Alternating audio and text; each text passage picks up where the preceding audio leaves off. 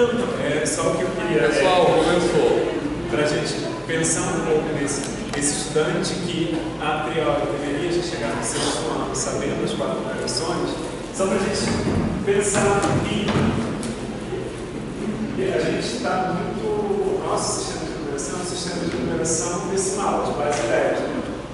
Mas vamos pensar, não sei se você já fez com eles essa base diferente, vamos pensar no sistema de numeração em que a base desse sistema de numeração não é 10, mas sim 7. Então, o que significa? Ele é isso aqui. Certo? E aí eu vou somar. Eu quero somar nesse sistema de numeração, por exemplo, quanto que é 2 mais 3? Oi? Ok. E quanto que é, por exemplo, 3 mais 4? 10. Mas não existe 7. Nem 10. Ah, porque não é binário, claro. 1, 0. É 1, 0. É um 0. Então, 3 mais 4 é igual a 1 0, que não é 10. É, sim, é o binário. Sim, É a unidade, sim. É uma 70. É uma 70. É uma 70. Por exemplo, a gente pode chamar assim. Surpreendentemente, eu não falei isso desde que eu adoro isso. E aí é o 7, né? É, é o 7. Mais 4. 2. 1, 2. 2. Todo mundo concorda? Estão entendendo o que está acontecendo ou não? Nada. Aí uma galera entendeu não. Mas é adição, gente. Vocês estão no curso de matemática, não deveria saber. Chega em casa e fala só matemática, não sabe quanto que é 5 mais 4. Mas não, mas essa é a ideia. É continha de somar. É continha de somar. Mas só para a gente pensar, por exemplo, como que ajuda a gente está trabalhando com as prescrições iniciais na parte pictórica. Então, olha só, eu estou aqui, 5 e vou adicionar 4. Eu estou na base 7. O que significa estar na base 7?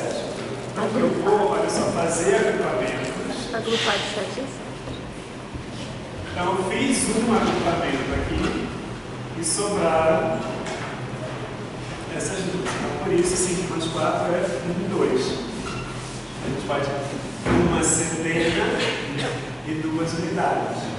Isso aqui, sentiram alguma dificuldade? Não? Alguma? Se a gente for pensar, como é que pensar subtração, multiplicação e divisão?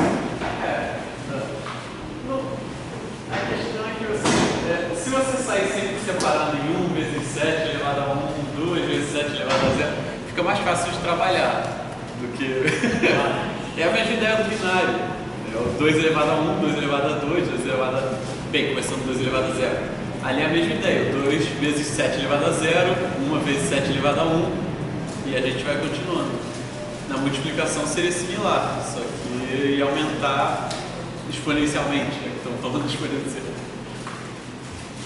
Eu esqueci só para a gente ver que o que às vezes a gente pensa que é trivial, Sim. não necessariamente é para a criança que chega. É porque a gente ia falar de multiplicação, a multiplicação ia escalar bem mais rápido. Sim. Mas só para pensar nesse exemplo, eu passo agora para.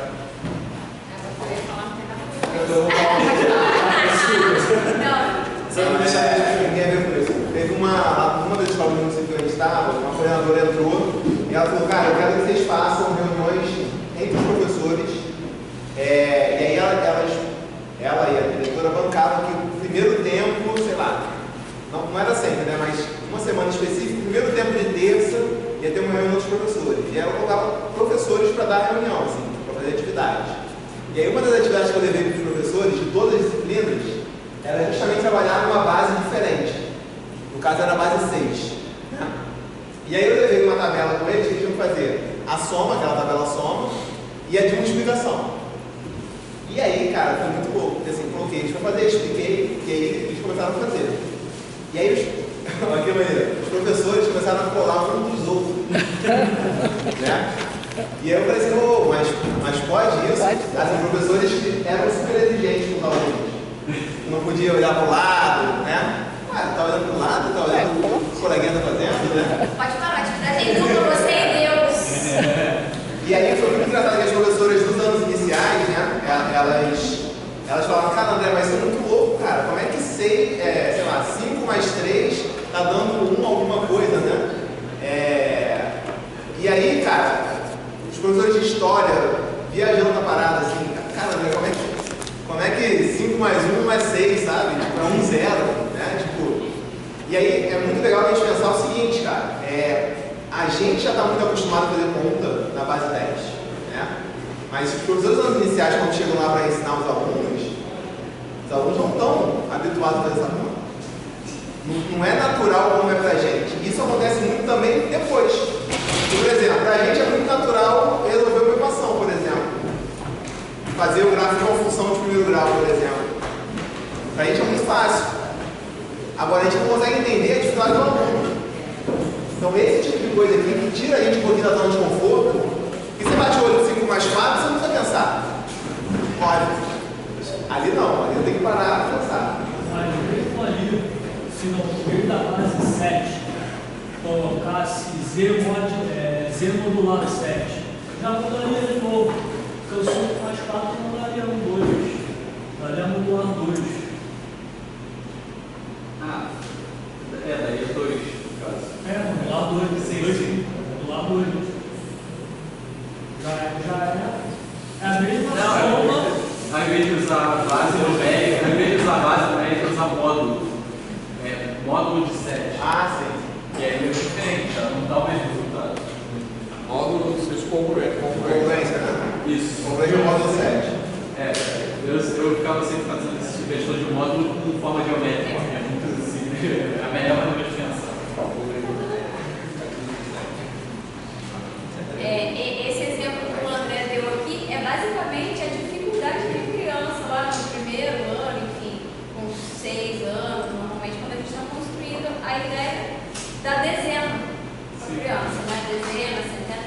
Parece que é uma ideia muito simples, mas não é. Então, assim, se vocês conversarem com as crianças nessa idade, pedirem para elas contarem, é bonitinho, né? Quando as crianças estão aprendendo a contar, elas cantam os números, às vezes até sem ter consciência daquela, o que significa aquela quantidade, mas nessa parte mais escolar, é comum as crianças fazerem, por exemplo, quando chega no 10, elas começam a contar como dizer 11, dizer 12, ou então quando chega no 40, elas não sabem. 30 e 10. 40 e 10 também, quando chega no 50, 40 e 10 é clássico, porque muda mudando, né, a forma de falar. Então, assim, até mesmo na contagem, né, na nomenclatura da contagem, nem se tratando da adição especificamente, a gente percebe que essa apreensão do sistema de numeração não é tão natural quanto a gente pensa, né? A gente pensa muito, a alfabetização exige uma formalização, mas os números parece que, né,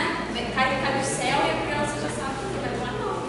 Demanda bastante construção, muito material concreto, agrupamento, agrupar de 10 em 10. Lá no período segundo a gente faz alguns agrupamentos também na base 5. A gente trabalha com as crianças na base 5, fazendo agrupamento de tampinhas. Tem o material dourado também na base 5, que a gente vai secar lá, tem material também já construído, pensando em trabalhar em outras bases, justamente para a criança entender qual é o limite que ela tem ali em cada uma daquelas ordens, né? Tem um momento ali, é 5, mas no sistema que a gente usa a base 10. E aí, esse ano aconteceu uma situação que foi muito legal, eu vi uma pena não ter fotografado, talvez uma das estagiárias tenha fotografado, que era um problema que estava usando medidas de tempo. Então tinha um tempo lá de corrida e o segundo lugar chegou 1 minuto e pouco depois. E aí perguntava qual tempo aquele segundo lugar tinha chegado, né? E aí meu aluno foi ocupado, o mais levado da sala, aquele que tocava o terror, tinha acabado de chegar, porque eu estava de licença para estudo, por causa do doutorado, primeira semana, falei, beleza, vai lá o mais levado.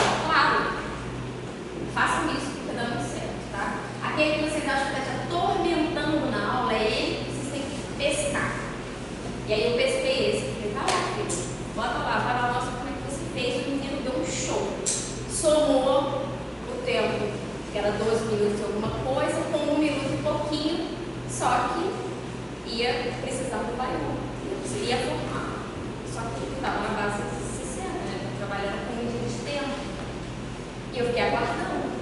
Na hora que ele somou e deu lá embaixo assim, 13 minutos e 68, aquilo já me deu um frio na barriga. Eu falei, eu não vou falar nada, não vou falar nada, não vou falar nada. Eu falei, você terminou? Ele, claro que não, né, professora? Aqui não pode ter 68, aqui vai 1.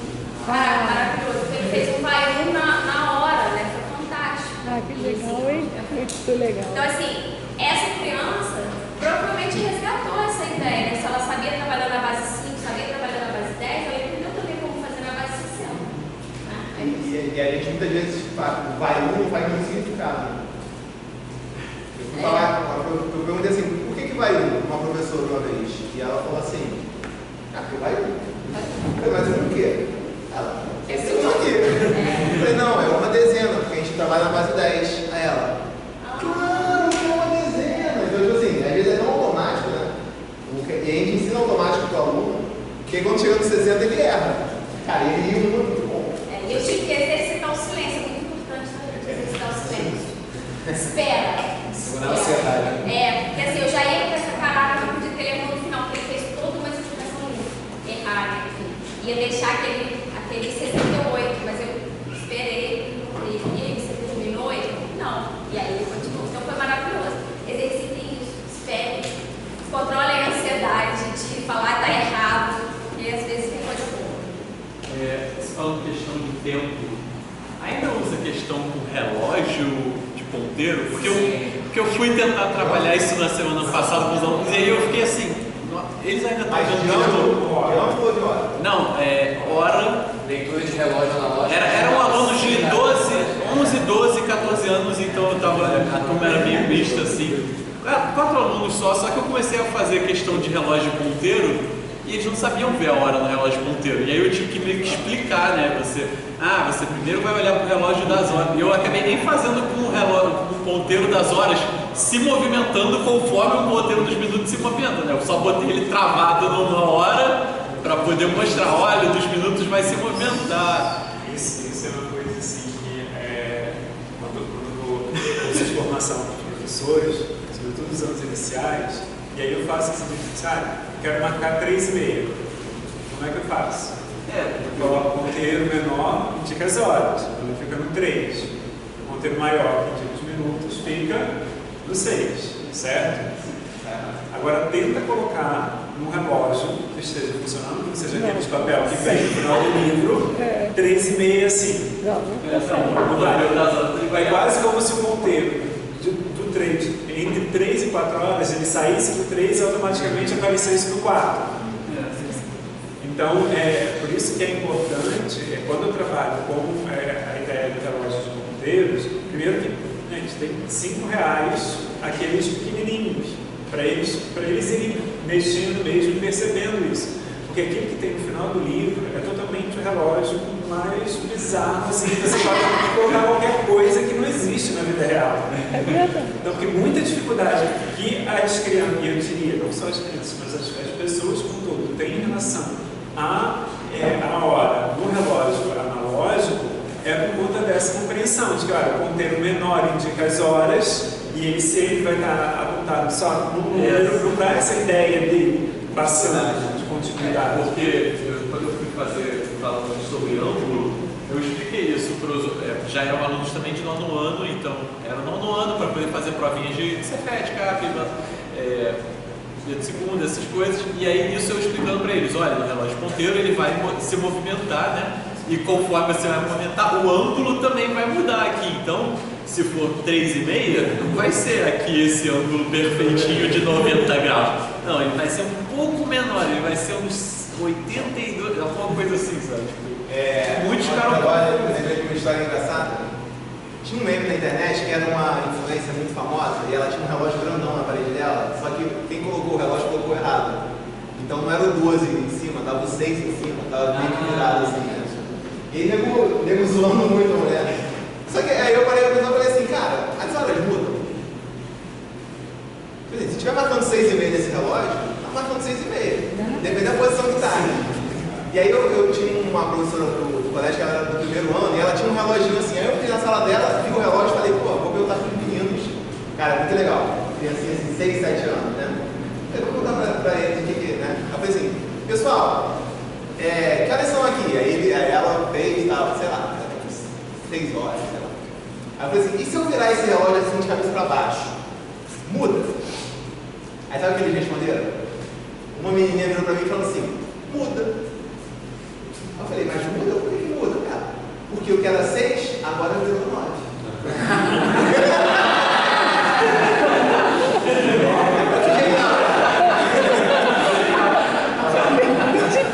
Eu falei, tá certo. E aí, só uma coisinha, falando ainda em relação àquela em relação ao Vaiun, e aí esse deixa você para o próximo assunto, que a parte do algoritmo, não contar nada, é a última das últimas coisas que eu trabalho no segundo e terceiro ano. Porque a minha intenção e preocupação não é que as crianças saibam aplicar regras e procedimentos, mas que compreendam. E eu sofria uma certa cobrança das famílias. Nossa, mas meu filho tem colegas que estão em outras escolas, eles já sabem fazer a conta armada e ele que tem que ficar, porque a gente pensa que é uma escola de qualidade, ainda não aprendeu a fazer a conta armada. Aí eu vou na reunião de responsáveis, vou ao quadro e coloco 14 mais 7. E aí faço tudo isso e aí pergunto, e aí, você vai? Aí o silêncio vem. Pois é, para resolver isso, primeiro, não precisa ser pelo algoritmo. Tem criança que faz 14 mais 6 mais 1. Tem criança que faz 14 mais 10 menos 3. Tem criança que vai fazer 14, 15, 16, 17, 18, 19, 20, 21. E é também importante contar nos dedos. É um recurso que a criança tem e há a parte de estudos da neurociência que fala que esse movimento de contar nos dedos também dispara algumas sinapses no nosso cérebro. Então, ainda é comum, gente, crianças escondendo a mão debaixo da mesa com vergonha de contar. E às vezes conta mentalmente. Sim, e é também uma conta mentalmente os 10. E é muito interessante isso de contar mentalmente. Tem uma professora lá da escola que fez um curso meu, e aí essa ideia de colocar espaço para registre seu pensamento, como você pensou, de uma criança do primeiro ano do ensino fundamental, em que 6 anos de idade, e ainda não estava, sabia escrever os números, tudo, mas não sabia, ainda não tinha domínio da escrita, não se sentia segura.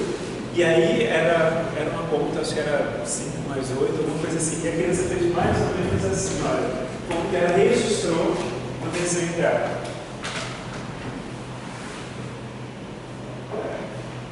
Os cabelos assim, e aí colocou 5, e aí desenhou. Ah, que bonitinho. Primeiro ano, assim, 6 anos. Colocou 5 na cabeça e contou os 8. Olha que bacana isso, quando a gente tem esse espaço. Né? E aí eu acho que é importante quando a gente se propõe a um trabalho, digamos assim, que é um pouco diferente, esse diálogo com as famílias, que muitas vezes apresentam algumas resistências. Né? João Pedro e Daniel, levantaram a mão. Você estava falando isso de contar os dedos fundamentalmente. O meu sobrinho tem 7 anos de idade. E aí ele está aprendendo as coisas de dividir, multiplicar e tal. E aí foi ajudar ele nos trabalhos que a professora passou. E ele escrevia e parava e falava assim. Aí eu, Miguel, o que você está fazendo? Aí ele, estou contando. E ele falou assim. Aí eu, amor, calma aí, como você está contando? Ele, não, é porque a tia falou da coisa de cabeça, não é para usar a mão para fazer no caderno. Eu falei, não, usa a mão, escreve o que você está fazendo, porque senão você não vai conseguir entender o que você está fazendo, você tem que entender o que está fazendo. Aí ele, tá bom. Eu falei assim, e se ela reclamar, fala que eu que mandei você fazer assim. Aí ele falou assim, tá. E aí ele começou a usar os dedos e tal. Trabalhei com ele algumas questões mais. Vamos supor não. Lá em casa tem um pé de manga. Aí eu falei, teu pai tá pegando manga todo dia. E aí você, sei lá, pegou 5 mangas. E você comeu uma. Ficou quantas? Aí ele pegou as mangas que tinham lá. Aí ele pegou as 4 mangas e sobrou uma. Ele, sobrou uma manga. Eu falei, sim, isso é certo. Ele começou a trabalhar isso. E também questão de multiplicação também. Eu tentei ajudar ele dessa forma. E aí, meu irmão falou que na semana seguinte a professora chamou ele para conversar, para poder falar que eu estava ensinando a criança a fazer uma coisa que eles não queriam. Porque eles tinham que aprender a fazer mentalmente aquilo ali, tinha que ser mentalmente. Seu nome, João Pedro. Sabe como é interessante quando a gente fala assim, possibilita esse trabalho dos dedos, quando a gente passa de desenho? Que aí, vamos supor que seja que a criança não vai fazer dessa maneira, mas o 8 mais 5, ele vai fazer nos dedos. E aí, uma situação que já aconteceu comigo. Aí ele está lá, 1, 2, 3, 4, 5, nem todos ainda conservam, 1, 2, 3, 4, 5, 6, 7, 8, 9, 10. Aí ele para assim. Tiro 10. Não. Aí ele olhou para mim, me empresta sua mão.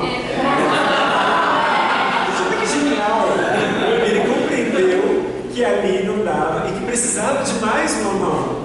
Olha que coisa tão interessante para o desenvolvimento lógico-matemático da criança, de, olha, tem esse recurso que nesse momento para essa conta não é suficiente, então vou pedir para a pessoa que está aqui diante de mim. Isso é muito bacana. Algumas crianças vão precisar, por exemplo, ainda daqueles tracinhos até um movimento, até um momento. Vai chegar para cada um de uma maneira que vai, nossa, já não dá mais para fazer assim, né? Porque são muitos. Teve um aluno meu que era a conta, estava 300 e alguma coisa, ele começou a fazer. Ele só observando. Aí lá, pelo 30 e poucos, ele se perdeu. Aí ele apagou. Aí ele foi de novo. Aí ele olhou assim para mim. Eu acho que não vai dar para fazer só com o pauzinho, não. Eu falei, será que tem outra maneira? Aí a gente foi trabalhar com pontos, os números, etc. Perdão, era eu e tinha outra pessoa também. Sobre contar nos dedos, tem muito vídeo de gente usando contagem de cabeça com ábaco, né? Como se tivesse sempre com um ábaco ali, mas ao mesmo tempo só fazendo a conta de cabeça e com os dedos. É muito.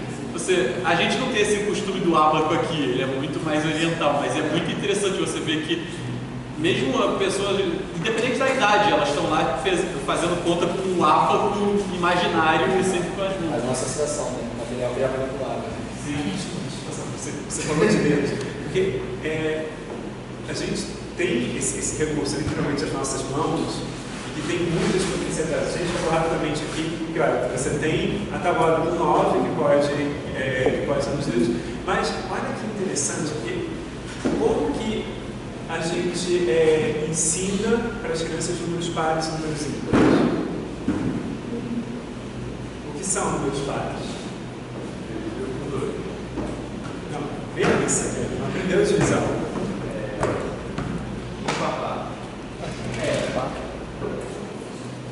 Aí, a criança vai te responder, termina com 0, 2, 4, 6, 8. Mas esse é o conceito de número par. É isso que ela vai te responder. Mas aí a gente pode pensar, olha só, o que existe de par na natureza, mas olha que bacana. 1, 2, 3, 4, 5, 6, 7, 8, 9, 10. E a gente começa assim, e depois pode ampliar fazendo sua mão com a mão do colega. Mas o que isso eu estou mostrando? Olha só. O que é um número par? Quando eu junto de 2 em 2, o que acontece? Não sobra. O número ímpar, quando eu junto de 2 em 2, sobra. Muito legal. E aí o que acontece se eu juntar um número ímpar com um número ímpar? O resultado vai ser par. E por que o resultado vai ser par? Juntos os dois que sobraram. Aqui, o interesse só formou um novo par. Tá. Olha que bacana, né? E ainda tem gente que diz que a gente não, assim como a professora do sobrinho do João, sobrinho? Isso, sobrinho do João, que diz que não pode usar os dedos. Olha quanto que a gente pode. Quanto significado está ali, né? Isso é muito explosivo para uma pessoa que aprendeu o pai e o ímpar com uma tabela. É muito explosivo. Porque faz sentido, não faz muito sentido, olha só. E aí depois, quando você vai ampliando, olha só, por que aí depois você vai construir aquela ideia de o que significa todos que terminam em 0, todos que terminam em 2, todos que terminam... Olha só, eu vou fazendo agrupamentos, eu sei que o 14, olha, o 10 já está agrupado. E o 4, e aí eu vou fazendo essa generalização. Quando a gente pensa o ensino de matemática, de fazer ele pensar matemática, ficar ancorado, não nos procedimentos, mas na construção conceitual, é um outro sentido que eu estou dando para aquela matemática. Vocês percebem que isso é um conhecimento específico do especialista, do profissional dos anos iniciais? Que a gente, que é professor de matemática, a gente não tem esse conhecimento. Como é importante a gente valorizar o profissional dos anos iniciais, né? Como é que a gente, aqui na faculdade, aqui, a gente vai pensar que juntando dedinho com dedinho, né, a gente vai formar par. A gente não constrói esse conceito, né? Mas o professor dos anos iniciais constrói isso, né, os alunos. Até o 40 em 10. Como isso é importante refletir, né? Isso aí que eu já falava. Porque uma coisa muito importante também para a gente pensar no ensino de matemática. Porque só pensa que é bom em matemática aquele que sempre acerta. A gente pensar o papel do erro no ensino da matemática é importantíssimo. Dizer que errar faz parte, mais do que isso. O errar, ela é uma construção de conhecimento, de pensamento. Você vai aprender. E aí eu volto de novo lá na neurociência, quando a gente erra, o nosso cérebro se desenvolve mais do que quando a gente acerta. Porque quando a gente acerta, é quase um processo de equilíbrio. Se a gente for pensar um pouco de Piaget, é um equilíbrio. Eu acertei, o que aconteceu? Se eu erro, e aí tem áreas mais específicas da neurociência que falam de mesmo que esse erro seja inconsciente, são disparadas sinapses que fazem o nosso cérebro se desenvolver. Principalmente se você problematizar esse erro. Porque aí você vai desestruturar aquele pensamento, vai fazer ele refletir. Aí você está colocando muito neurôniozinho para ligar. E eu digo ainda mais, olha, nessa perspectiva toda de pensar outras maneiras, se a criança não tem medo de errar, ela arrisca mais. Com certeza. Então, eu sempre... essa coisa do erro, né? Eu falo muito sobre isso, eu levo isso muito a sério, né? Assim, eu acho que tem uma coisa assim, o erro é necessário para a aprendizagem, mas mais do que isso, acho que vários exemplos que foram dados aqui hoje mostram que ou a criança ou o aluno, né, em geral, que faz alguma coisa que é interpretado como erro, primeiro que não pode não ser um erro no sentido da matemática, pode ser simplesmente um professor que não está interpretando direito, mas além disso, muitas vezes a criança que erra pode estar pensando mais do que a criança que acerta. Porque a criança que acerta pode estar simplesmente fazendo uma coisa, sem pensar muito, e às vezes o erro é produto de um pensamento mais profundo do que o acerto.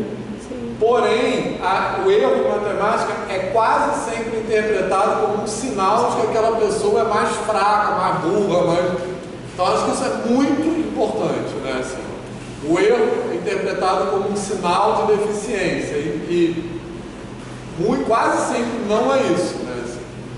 Eu acho que é a partir dos erros, né, que a gente vai problematizando e fazendo com que as crianças sejam cada vez mais capazes de fazer essas generalizações que são necessárias, né, para a aprendizagem de matemática. Então, como você falou de par-ímpar, eu fiz um livro recentemente com as crianças, né, o Carlos e o até acompanhado, a gente fez um livro com os critérios de divisibilidade e tal, só que antes a gente foi passando a cada critério, né, então começa pelos mais simples, né, divisão por 2, por 5, por 10, e depois a gente vai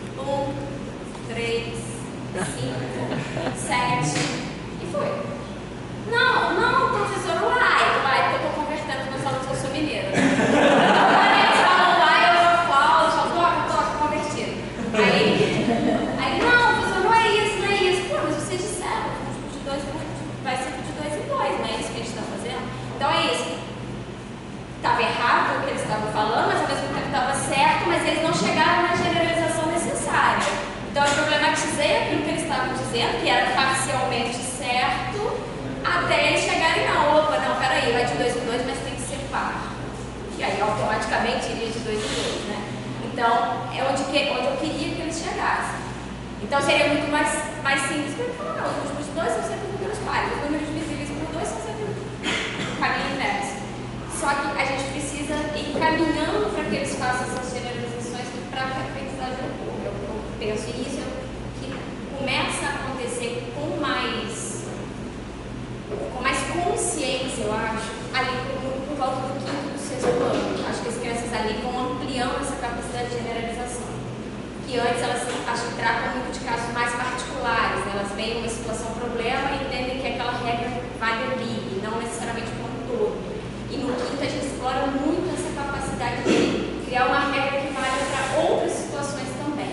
E é um trabalho super difícil. Que é isso, tipo, divisão por 2 eles sabem, beleza, sabe? Aí na hora que eles colocam a regra para vocês, na hora que eles mostram qual é a generalização que eles estão fazendo, às vezes não está bem estruturado. Então o nosso trabalho é bem por aí. E isso coincide também, se a gente pensar em termos de desenvolvimento psicológico, com o momento que as crianças estão passando dessa etapa de operações mais concretas, né, para uma capacidade maior de abstração, que vai acontecer ali por volta dos 11, 12, 13 anos, que é justamente esse período de transição. Eles estão entrando no 6º ano e algumas crianças chegam ali com 12, né? Então a gente não pode supor que eles vão chegar no 6º ano e que não precisa ainda de material concreto, não. Às vezes precisa sim para conseguir chegar nessa generalização que a gente quer, não dá para isso uma abstração. E uma coisa importante que eu acho que a gente falaram aqui, que aí a gente não percebe, a gente tende a dar aula enquanto especialista, igual a gente recebe aula aqui na faculdade, né? Vou falar de número par. Definição. Número par é todo número que ao ser dividido por 2 desde a resta zero. Cara, isso é muito ruim. Porque, tipo assim, a definição é a última coisa que, historicamente, é onde a gente chega, né? Então, assim, a gente já parte do final para o aluno. Então, o aluno ele tem uma chance de construir o conhecimento. E a gente faz isso com tudo. Todos os conteúdos de matemática, a gente normalmente apresenta assim para o aluno, tradicionalmente. E isso é muito ruim. Tipo, par. O que é par? Pergunta para ele, cara. O que significa par? O par dela é o quê? O que seria o par dela? O par de meia. Par de sapato. Né? Então, a partir da problematização ali, daquela palavra que para eles tem um significado, eu posso trabalhar e aí, no final, eles vão chegar à conclusão de qual é o padrão ali, o que está acontecendo, como a Karina apontou. E é comum eles chegarem agora que ano, tá? Dizendo, por exemplo, quando você pergunta, o número 142 é par ou ímpar? Aí eles falam assim, o 2 é par. Eles não consideram o número como porque é ensinado desde cedo que eles só precisam olhar o algarismo das unidades. Então, às vezes a gente percebe ali que eles não têm uma compreensão do todo, de entender que a centena, a dezena vão ser pares, e aí por isso a gente olha só a unidade, que é o que vai definir, né? Só que eles entendem que basta olhar aquele número e dizer se o número que está na unidade é par ou ímpar, e não o número comum. Não, e só que é bacana também a gente trabalhar nessa perspectiva do ensino de matemática, pensando também o que não é. Por exemplo, nesse exemplo que a Karen trouxe, o 2 vai de 2 em 2. Então, 1 mais 2, 3, mais 2, 5, então eles são. Não são. Então, é pensar também essa ampliação e essa exploração. E aí, pensar também outras maneiras dele. Eu tenho um cordão que é muito bacana, que é um triângulo, e aí uma vez eu cheguei com esse cordão, aí uma criança, olha, um triângulo de cabeça para baixo.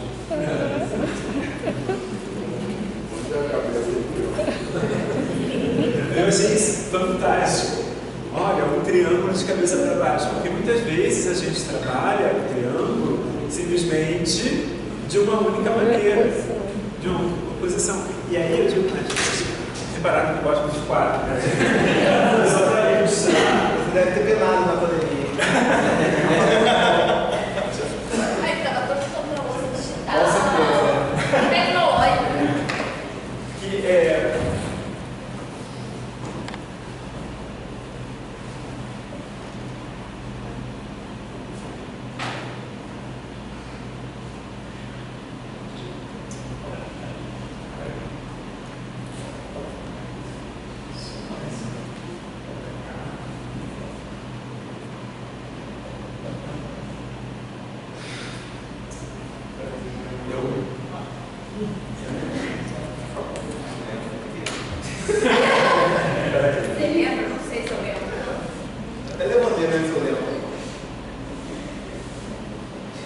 Isso.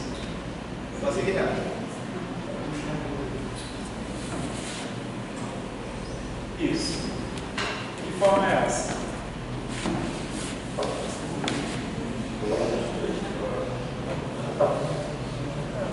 No epitáfio? Exato.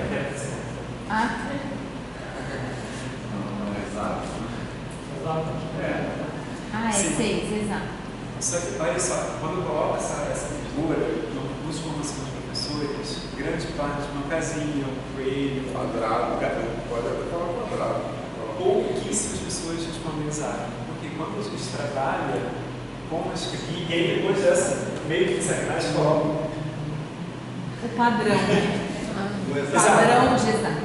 Na hora. Só que o que caracteriza o exato, esse é um tipo específico do exato, que é o exato regular. O que caracteriza o famoso ser exato é possuir seis dados. Mas por que será que tantas vezes a gente afirma com muita segurança que esse é o exato e esse aqui a gente. Então, só para pensar também, a mesma coisa no reto. Estereótipo, né? Ângulo Trabalha reto. com estereótipo. Só que isso aqui também é um ângulo reto. Mas a gente muitas vezes não sequer vê os livros desse tipo. Acontece Essa assim, representação. quando a gente trabalha com origami, né? A gente pega um papel quadrado, né? Coloca assim, né? E pergunta o que é isso. Aí os alunos falam, um quadrado. Aí você vira um pouquinho assim, né? O quadrado estava aqui e fiz assim, né? Aí eu pergunto, e agora? Agora Losango. Losango, eles falam. Isso era um de todos, aí dá corrigido. Retângulo, losango, deveria Não, ser. na faculdade lá de Licenciatura de Matemática, eu tenho alunos assim, que você explicar para ele que o quadrado é um retângulo. Ele fala, mas é um retângulo diferente, né? Não, ele é um retângulo mesmo, assim, né? Real, pode ver. Mas esse é um exemplo de que o pensamento matemático, seja numérico, geométrico, ele não tem a ver com idade. Né? Então, o aluno lá na graduação com dificuldade, a gente tem que começar do início. O aluno tem que manipular, tem que visualizar, até chegar à abstração. Né? Isso aí é um estudo realmente, pensamento geométrico, Van Riemann, tudo isso. Mas é importante que a gente não abra mão disso, né?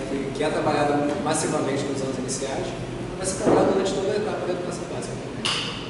E um quadrado é um losango também. Não deixa de ser uma parada. De certa forma, o aluno até tem uma base, né, para falar que era um triângulo de cabeça para baixo, porque tipo, se a gente for olhar para a fórmula, é base vezes altura dividido por 2, né, e a gente vê a base de uma casa é o quê? Nunca é o teto, né, o chão, então. Não mas entendo em partes. Eu estava falando, era uma criança de terceiro ano, fundamental. Não tem essa dimensão de base, vezes altura que falou. E como a gente tem a ideia de base, vezes altura dividido por 2, você tem uma organização. Mas não, era criança de terceiro ano. Mas eu achei assim, icônico. Um triângulo de cabeça para baixo. Mas mesmo isso que você está falando, por que a base tem que estar embaixo? Eu posso escolher qualquer lado como base.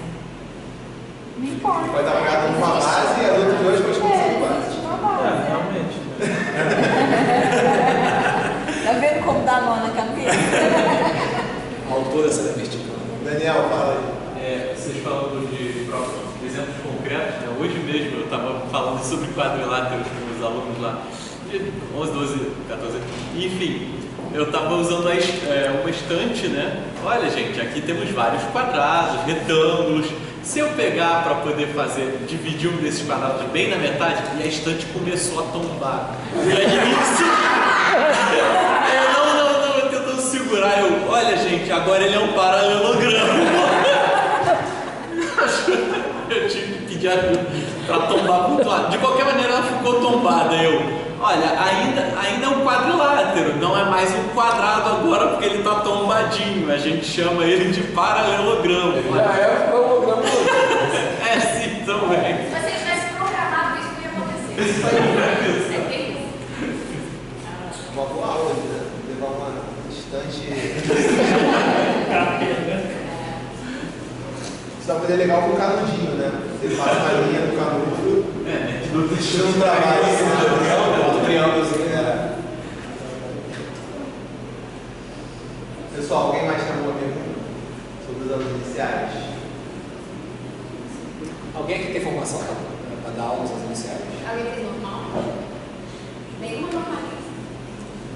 Eu normalista, né? É normalista. Teoria, né? Ó, só um adendo sobre a questão do uso dos dedos. Quando eu estava dando aula no primeiro ano, estava alfabetizando matemática também, no celular, em qual momento da aula, eu levantei a mão e tal. Então, nós temos 10 dedos, né? Juntando as duas mãos, temos 10 dedos. Aí uma aluna estava online, levantou a mãozinha lá e tal. Falei, pois não, Isabel. Então, professora, mas o Lula tem 9. Então é isso, galera. Tome cuidado também, tá? Na hora de generalizar essas coisas daí. Outro assunto que eu ia pescar quando a gente estava falando sobre o que muda, né, quando as crianças transitam dos anos iniciais para os anos finais, é sobre as famílias, sobre a presença da família nas escolas, na vida das crianças e que essas crianças estão se tornando adolescentes, né? Elas estão entrando numa outra fase também do desenvolvimento e essa relação com a família muda e a relação da escola com a família também muda. Então, nos anos iniciais, a gente tem uma relação mais estreita com a família. Ainda que vocês falem assim, mas eu peguei uma escola lá que as famílias parecem que não estão nem aí para as crianças dos anos iniciais. Eu vi lá as crianças muito largadas. Acredite, as crianças ainda são mais olhadas do que os adolescentes, né? Pela própria questão do cuidado, enfim, ajudar com o material, ainda que a família ele não tenha como dar uma assistência para realizar uma tarefa de casa, por exemplo. Mas está ali todo dia olhando se a criança está se alimentando, se a criança está tomando material, se ela está indo na escola, se ela está frequentando as aulas. Minimamente há um controle, tá? Controle saudável, assim por dizer. Há um controle por parte da família do que a criança está vivenciando na escola, tá? Dentro das possibilidades de cada família. E ao mesmo tempo, a gente na escola, quando necessita de alguma demanda, enfim, alguma questão que a gente deseja tratar ali a respeito da criança, a gente também solicita a presença dessa família, né? A gente acaba tendo uma presença maior da família quando a gente solicita, né, nos anos iniciais. E quando a gente vai para os anos finais, a gente percebe um afastamento da família, que também é provocado pela própria escola, né? É uma via de mão dupla. Os próprios adolescentes já não querem tanto a família, né? O pai e a mãe levam na escola, já acham que o pai é um amigo, meu pai vai me levar na porta da escola. Deixa eu deixar. Não, tá bom, não precisa levar mais, já sei sozinho. Então rola essa autonomia, essa busca por uma autonomia do próprio estudante. E ao mesmo tempo a escola passa a não se dirigir mais tanto à família, a escola está falando a gente como professor, né? Também. Não se dirigir mais tanto à família e sim mais ao aluno. Então, por exemplo, nos anos iniciais é comum, se tiver uma questão que eu corrigi errado na prova, ou dei uma pontuação errada, coisa assim, vira um bilhete na caderneta, redigido pelo pai, pela mãe, pedindo para revisar a questão, e não o aluno vir procurar para falar sobre aquela questão. Do sexto ano em diante é o aluno que vai lá procurar, ou ele não vai e vai ficar, se ele tiver vergonha, se ele não tiver afim, se ele achar que o professor não é receptivo, ele não vai procurar, e ele não vai querer que o pai e a mãe façam aquilo também. Porque ele vai achar estranho, porque poxa, nenhum pai e nenhuma mãe vai lá, porque o meu vai lá falar com o professor, vai lá perguntar, vai questionar sobre a minha pontuação. Então eles também, os próprios alunos, pela fase do desenvolvimento, eles provocam um pouco esse distanciamento. Tá, e o que a gente faz com isso?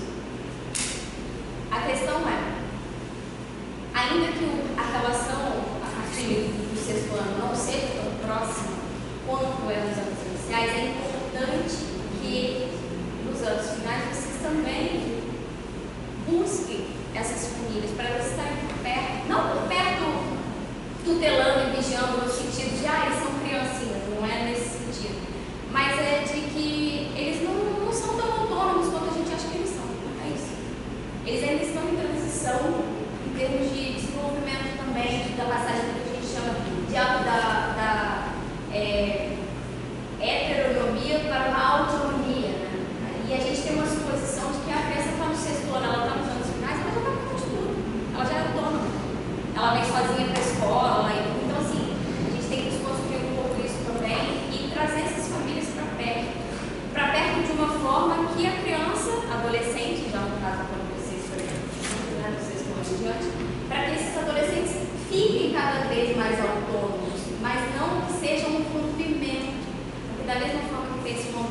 escolar de quinto para sexto ano, também, muitas vezes, há um movimento dessa função das famílias. E uma coisa muito importante é que normalmente nos anos finais do ensino médio, a gente só chama o pai quando é para dar expor. É tipo assim, o aluno que é bagunceiro, o aluno que tira nota ruim. Não, eu atendo famílias toda semana. Toda semana.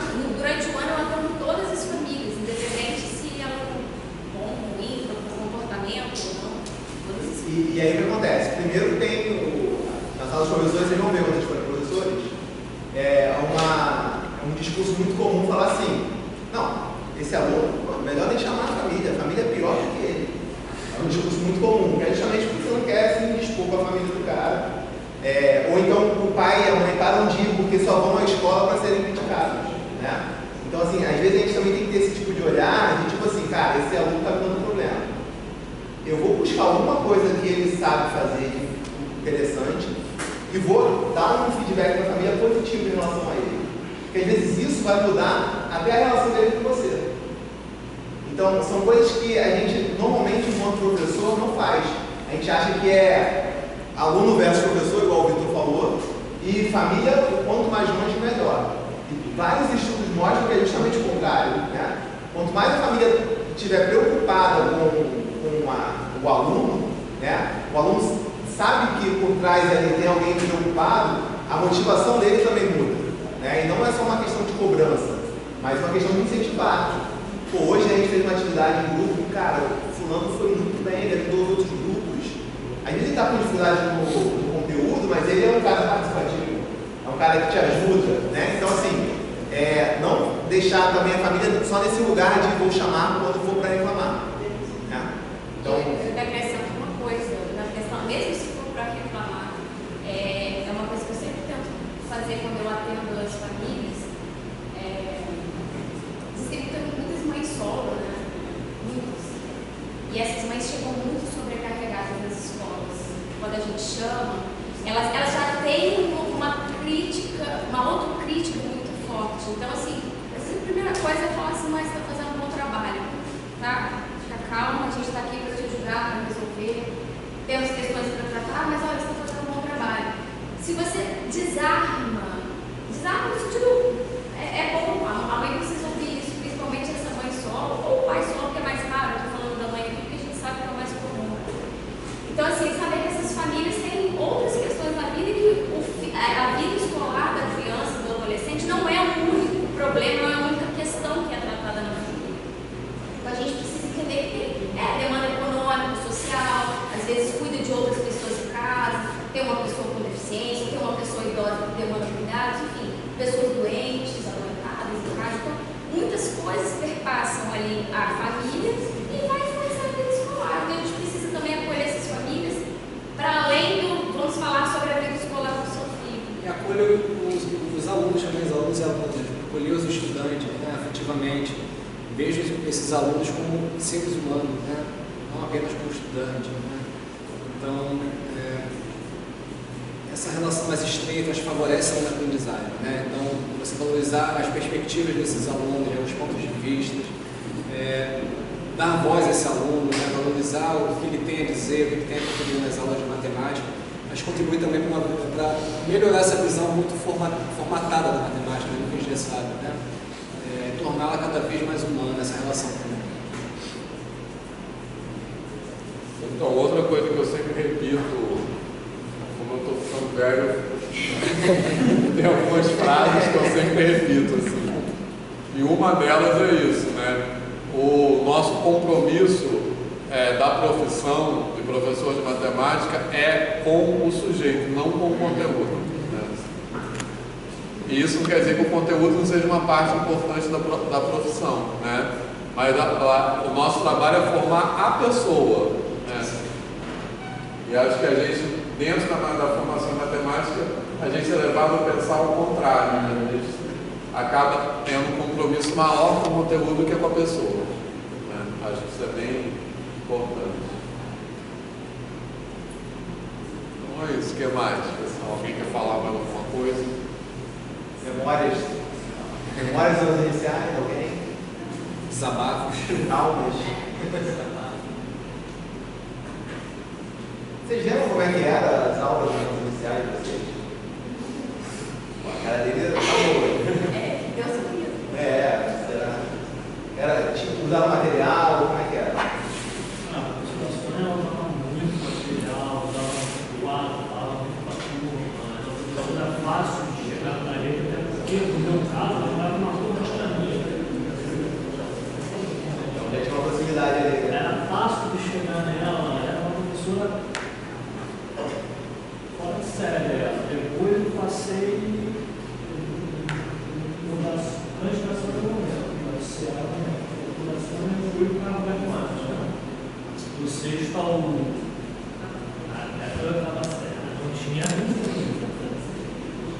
mas os professores estavam super tranquilos, super juntos com a turma. Porque os anos iniciais foi tradicionalíssimo, assim. ênfase em cálculos, é isso. Arma e problemas, a gente descobriu as imagens mesmo. Eu faço André, eu já no meu primeiro início de docência. Sim, claro. Coloquei as iniciais A e efetuei. Demora para cair a nossa cultura que a gente pode fazer. É automático. Eu acho que é uma reflexão muito importante para a gente fazer. Eu acho assim, eu tenho atualmente um grande privilégio, que eu trabalho no CAP, mas eu também trabalho numa outra instituição, uma graduação normal superior. Então é uma instituição que forma professores que vão atuar na educação infantil. E lá é uma metodologia diferenciada, a gente tem quem nos acompanha, quem acompanha o corpo docente é a filha do Paulo Freire, a Madalena Freire, então é uma riqueza muito grande.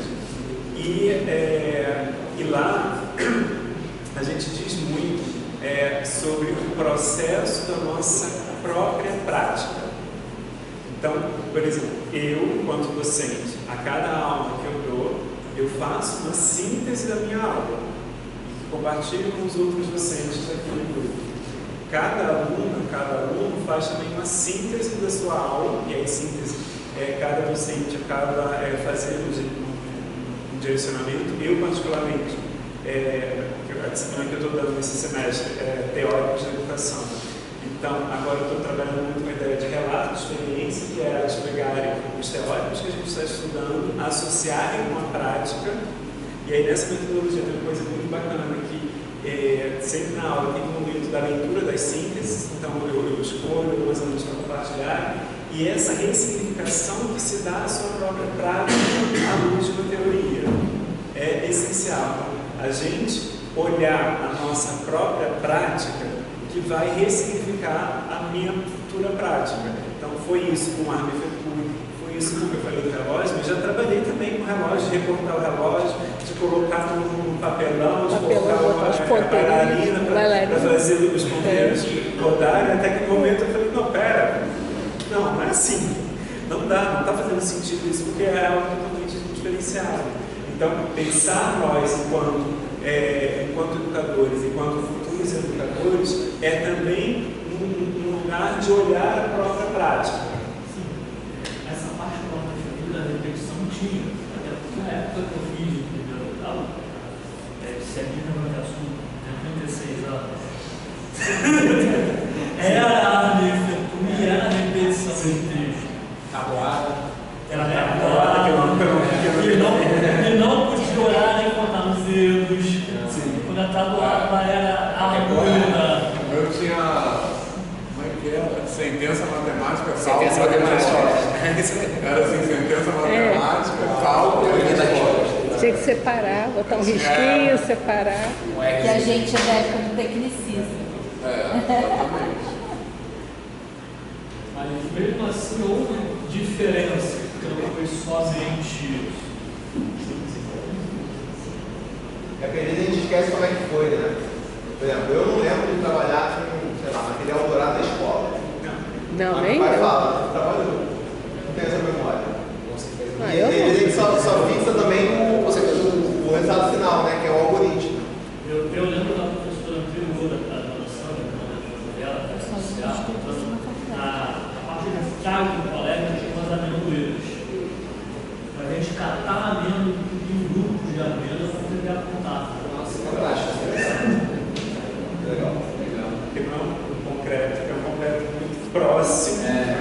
unidade.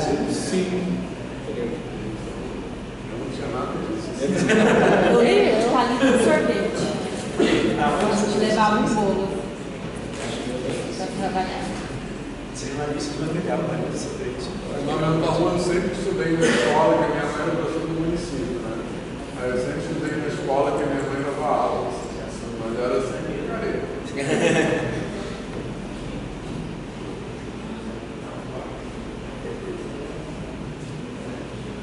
Mais alguém quer falar alguma coisa? Acho que a gente podia só para terminar fazer uma conta no trabalho, conta do país. Explicação. Não, pode ser lição mesmo, para ser mais rápido. Quem quer fazer? Posso fazer? Na fase 7 mesmo? A gente pode falar um. Não, pode ser na fase, né? Fase 12? Não, vai pra cá, ó. Fica o Simone vai pra cá. Eu gosto da fase 12. Apaga. Quem quer escolher uma base menor do que 10? 8. Base 8. Base 8, beleza. Quem vai escolher o número aí? Na base 8, só pode ir até, os algarismos só pode ir até 7. Hã? Não, um número com 3 algarismos. Não. Na base 8. Com 3 números, 3 algarismos. 2, 3, 5. Vamos somar, né? Com o quê? Fala outro aí. 1, 4, 3. Olhando tudo baixinho, né? Tá, deixa eles falarem. Quanto dá? Vamos somar, igual a gente soma na base 10, tá? Tá na base 8.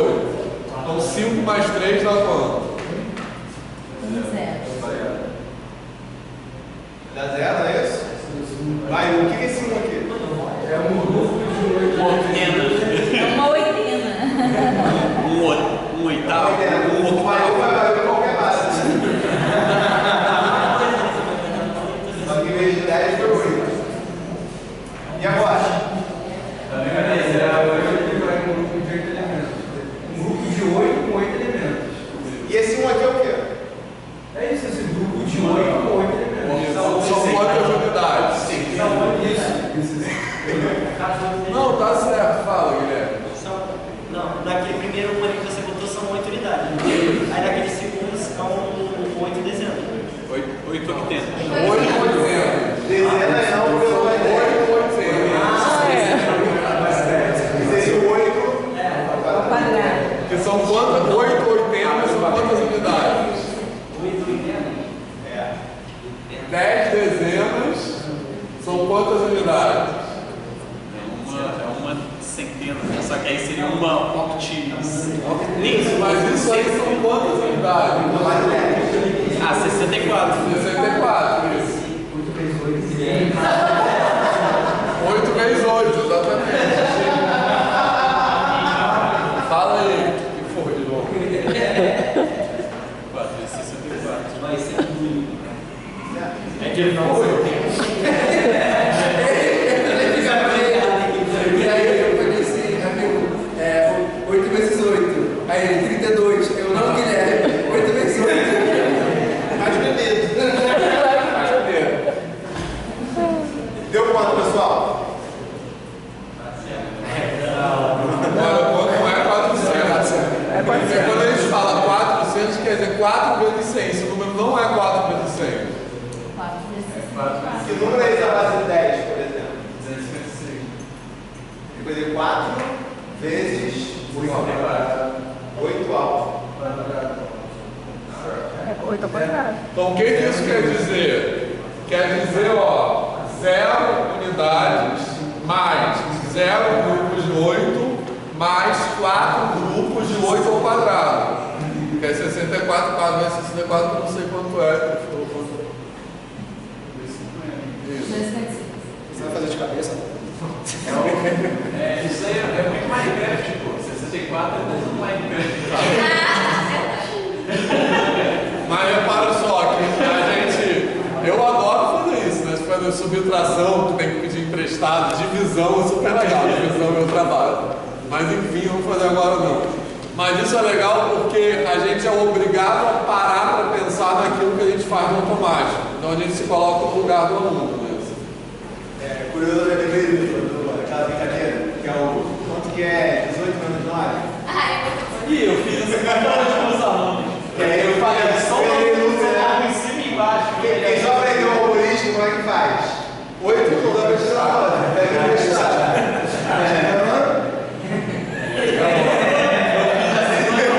Eu falei, gente, só um, dois, olha, vai ficar muito E aí são as estratégias, né? A gente trabalha muito nos anos iniciais, pelo menos deveria trabalhar, né? Acho que também nos anos finais. Essa ideia que a diferença, né, se eu ir aumentando a distância entre os números para mudar. Então aqui, em vez de fazer 18 menos 9, uma estratégia é fazer o quê? Somar um dos dois, né? E aí pronto. Eu faço isso muito mais rápido, né? 19 menos 10 tem a mesma distância dos 18 menos 9. Subtrações equivalentes, que a Karen trabalhou isso. Exatamente. De análise, né? Ou se for 999 mais 99. É igual 77 mais 33 dando 100, né? É um número de batalha. Você não vai pegar, escolher o 8 por 20. 8 bits são bytes. Mas a partir do momento que a gente sai do byte, a gente passa a mexer do decimal até o mega. Do mega para o giga, a gente vai para o hexa. É assim mesmo. Por que essa mano? Eu não sabia, cara, eu nem sabia disso. Então deixa. É porque no mega pro giga tem uma diferença. O mega é o quanto? É o quê? O mega é quantos? 1024.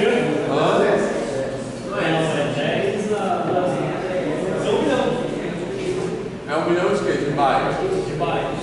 E depois do mega é o quê? Giga? O giga é quantos mega? 1024. É, 1024. É 2 a 10. Era 2 a 10. E depois o tera, depois do giga é o tera, né? O tera também é 2 a 10. Ela vai ganhar alguma coisa. Não sabia não. Só é desse Aí depois tem peta também. É o quê? Ninguém usa. Acho que é o peta byte, né? Peta byte. Não, mas depois do terabyte vem o petabyte. Que também é 2 a 10? Acho que deve ser 2 a 10. Eu achava que tudo era 2 a 10, pra ser sincero. Não, entre o bit e o byte tem só 8, sabe? Só? Eu sei que o primeiro laptop que eu tinha 1 GB de HD e era fora. Não, isso não é nem de memória RAM, isso é de memória outro. Não, era o tamanho do HD. Tem de 64. Mas enfim, acho que é isso. Isso foi em 2002.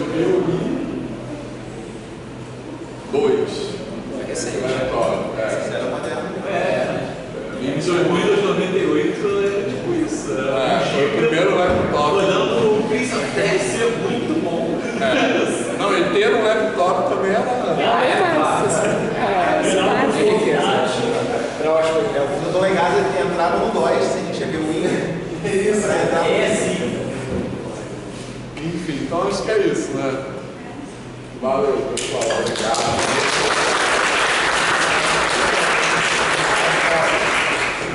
Então, semana que vem, lembrando, é a nossa penúltima aula, a gente vai dividir, né? Ao contrário que foi da outra vez no CREJA, quem foi no CREJA da outra vez vem pra cá, e quem foi pra cá vai pro CREJA, tá?